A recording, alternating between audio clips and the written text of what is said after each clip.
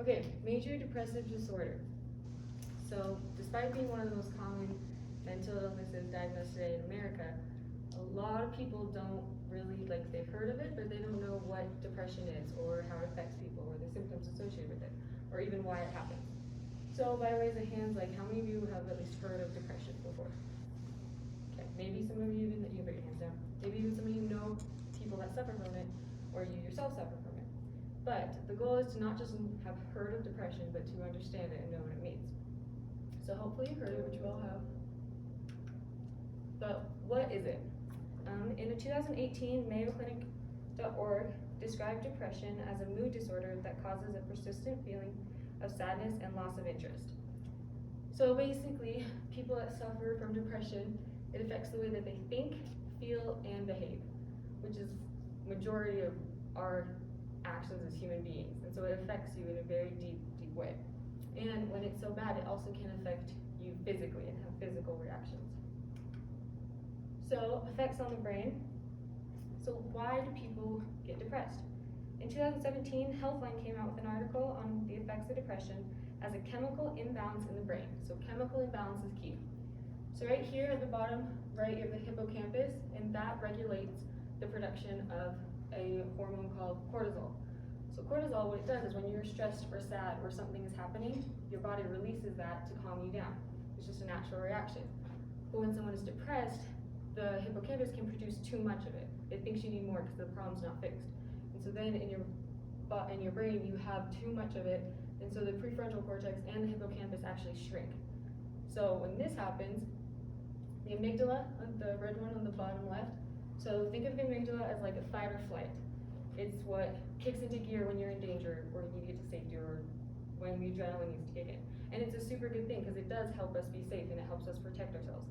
The only thing is, the amygdala activates and actually enlarges because the prefrontal cortex and hippocampus have shrunk, so it's like, okay, something's wrong, what do I do? And so while it's a really good thing, it's not supposed to be on all the time. So when it's on all the time, this whole imbalance of chemicals in the brain is what causes depression. So now we understand that, the brain and the mechanics of it more. What does it look like? This is a depressed brain versus a not depressed brain. So it's pretty clear that the depressed brain is a lot less active, and that's not what it's supposed to be. But like I said, it's part of the brain. It's not just like, oh, someone is feeling sad and they just can't get over this breakup. It happens and it's not your fault. The same Mayo Clinic article talked about depressions of symptoms, and there's a lot, and there's different varieties and severities of each. But the most common ones are low mood, changes in appetite, sleep disturbance, difficulty concentrating, fatigue, and agitation. So those are the biggest ones, but you can see them, it comes out, depends on who you are. Like some people with depression, they enact in rage more often than not, and that's way bigger than their lost appetite. So it just depends, but these are the most common ones. On a mental aspect though, it's more than just physical. It's a constant feeling of loss or hopelessness. It's lack of interest in activities that you used to find pleasurable. It's just you have changed because your body and your brain rewiring has changed. And then at the worst case scenario, it can lead to thoughts of suicide and death. Okay, so you might be thinking, well, what's the difference between depression and just being really, really sad? Because there's a lot of people that have been really, really sad before. And it's a good question because that's fair. Sometimes when you are very sad, it can mimic symptoms of depression. But there is a difference.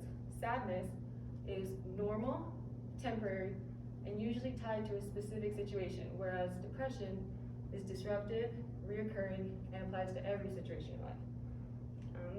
Alan Leventhal wrote a journal article in 2008 that explained how when you are sad about something, you can usually feel happy about something else in your life. So basically what it means is, when you're sad, and you can be really sad about something, you can still think of the other parts of your life that you're happy about, or something good that's happened. When someone's depressed, because it's their entirety of their brain, it's everything. They feel low energy, they feel lack of concentration about everything in their life, and there's not as strong of a feeling of passion and drive for things. And usually, before they had depression or started experiencing, they would. So it's not like you're just born without things, but it's just the brain trying to fix something, but ultimately making the situation worse. But it is super important to note that sadness, if it's severe enough, can turn into depression. So this is important to keep in mind. So when someone is feeling sad, and maybe for longer periods of time, like it doesn't just mean, oh, it's nothing. It's important to be looked at and to do the steps so that it doesn't turn into depression. And these are some of the ways. Okay, so how is it applicable to us? So you might be thinking, I don't have depression, so I don't need to learn about it. And I would disagree. I think the importance of understanding depression, how it works, why it happens, and how it affects people is really important. As you can see right here, college-aged adults for between 18 and 25 are the highest rated group suffering from depression. So maybe you don't have depression, but maybe your roommate does, or your peers, or your classmates, or your significant other.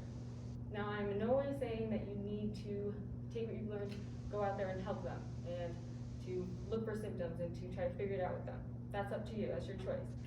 But the important thing is, without the knowledge of it, that choice is already made for us. We can't choose to act because we don't have the resources we need to act. So it is super important for everyone to be educated on this stuff and to understand what it is, why it works, what it is, how it affects people. And then that way, you can make a choice for yourself. Does that work, Sonia?